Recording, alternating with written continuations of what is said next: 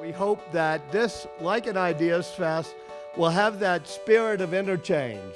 This is not like other conferences where people get up and give talks and then disappear. This is supposed to be deep dive workshops. You're supposed to sit on the grounds here and really talk to people. We live in an era of imminent social explosion where we need to focus on things that connect us as humans. And there is probably nothing that connects us more than two things. Two things that transcend any material value and no limits in cultural, religious, or language barrier: arts and health.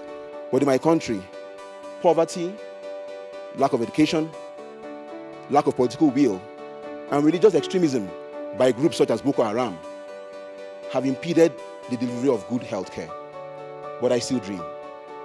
And I know that as we work together, this dream will come true.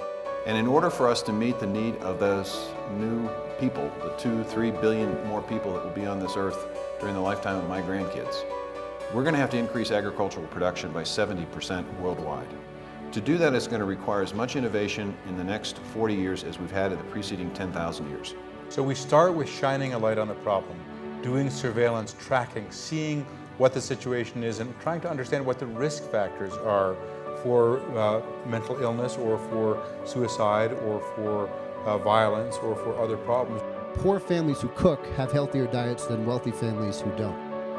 Cooking is the way that we can get healthy, affordable food to everybody's plates. And we came up with a three-dimensional structure of this child's heart, and we were able to provide the surgeon with the exact view that he or she would have as they go in, and so they can plan this surgical approach in a very precise way. So if we're going to change outcomes, we're going to have kids who are going to be performing well in school, we're going to be healthy, we're going to be in a healthy community, in a healthy environment.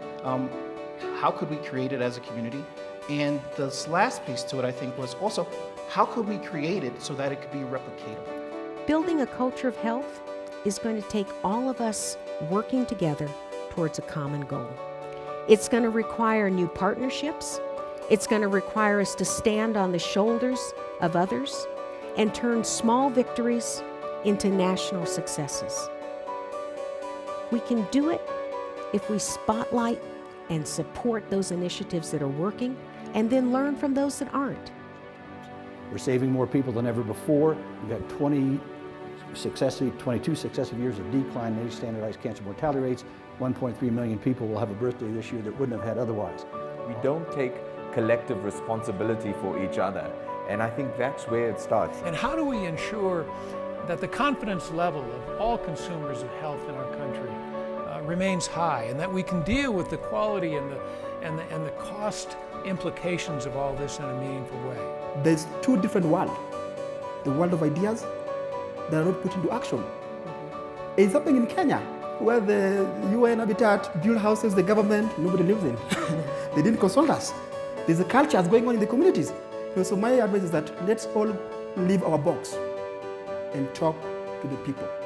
These kids that are now getting this new drug based on the genetic diagnostic marker are actually now getting off the transplant list and getting onto the soccer field.